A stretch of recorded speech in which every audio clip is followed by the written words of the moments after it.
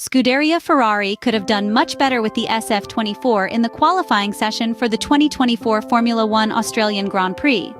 Although Carlos Sainz and Charles Leclerc had the opportunity to secure pole position, they were not able to maximize the performance that was clearly visible in the 3 practice sessions at the Albert Park circuit.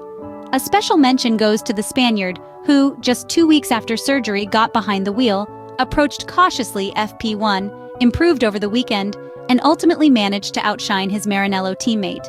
Unfortunately, a mistake in the final corner, combined with an error in turn 2, cost the Spaniard at least 3/10. As for Charles Leclerc, the Monegasque can unfortunately be described as imprecise and nervous. Until Q2, the Ferrari driver seemed relatively confident, but his morale changed after the first attempt in Q3. His aggressive driving style sadly did not work this time, and as he reported on the radio, a mix of oversteer and understeer made the car very difficult to handle. As mentioned earlier, the activation of the tires was crucial in Melbourne, as was the ability to keep the Pirelli red-banded tires in the correct working range for the entire lap. But the strange factor worth questioning is this. While the track rubbered in and the Red Bull got faster and faster, the handling of the SF-24 gradually took a turn for the worse. It lost its balance, in short. Although reading the data will undoubtedly clarify the factors that contributed to the final result, regret remains because today in Australia, pole position for the prancing horse was once again within reach, and, as often happened, several mismanaged aspects compromised the performance of the Italian cars. A real shame. Ferrari's target in the qualifying session for the 2024 Formula One Australian Grand Prix was to secure pole position and color the front row red. This was because the initial conditions were optimal. Fred Vasseur claims that something was missing in Q3, and considering the onboard camera footage of the Italian cars, it's indeed impossible to argue otherwise. However, the Frenchman remains composed, thanks in part to a bird that decided to liven up the interview of the French manager. Fred is optimistic for tomorrow because the red car showed a really good pace in high fuel configuration yesterday. Although he knows that the gap to Red Bull with a high fuel load on board has certainly not disappeared out of nowhere compared to Jeddah, the Frenchman believes that the work done on the SF-24S has narrowed this gap. As for qualifying, the former Alfa Romeo team principal emphasizes the messy driving of the Ferrari drivers.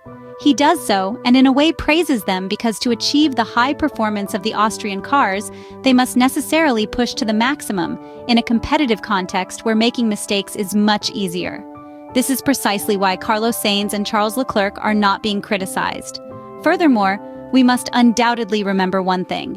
Managing the tires in Australia is important. Although the abrasiveness of the track surface is average, excessively stressing the tires during the early laps would drastically shorten the tire's life cycle, resulting in loss of performance. All this because considering the temperatures in Melbourne, graining can occur and consequently significantly affect the performance of the 2 Ferrari drivers. At the same time, one other fact should be pointed out. It could also be that during the final free practice session, the technicians decided to change the setup of the 2 Ferrari cars, perhaps shifting the balance towards the rear of the SF-24, convinced that this would provide an even more stable aerodynamic platform. This aspect might have taken away some of the feeling at the wheel, with a less pointing front end that in turn was less solid than expected. In this case, too, the hypothesis needs to be confirmed by the analyses that the men in red are undoubtedly already conducting to understand what actually happened. Ferrari therefore throws away another pole with the SF-24. Many aspects need to be analyzed to understand how this positive turnaround of Red Bull happened. Qualifying itself was already complex due to the continuous evolution of the track, which rubbered in more with each lap. Compared to yesterday, Ferrari's work focused on optimizing the third sector and its 90-degree corners, where a perfect combination of mechanics and aerodynamics is required.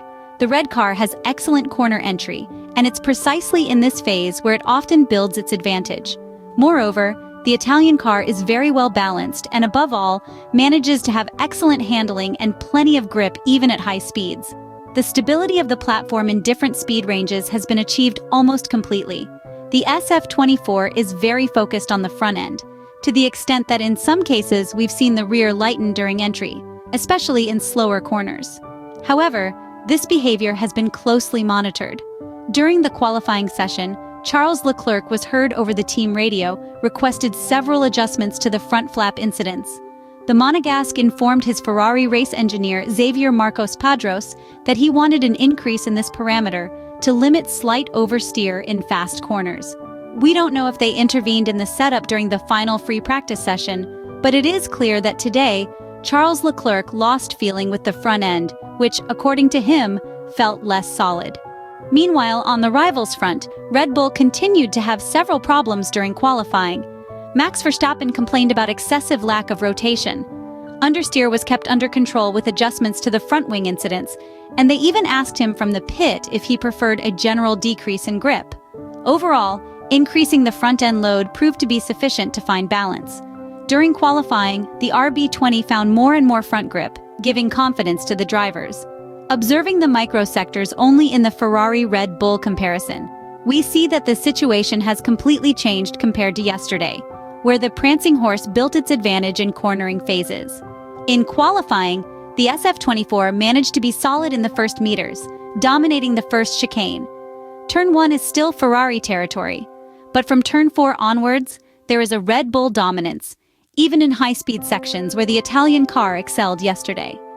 The less solid front end took away a lot of confidence from the Ferrari drivers, just as it happened to Max Verstappen, who always complained about the car's balance until he found grip at the front.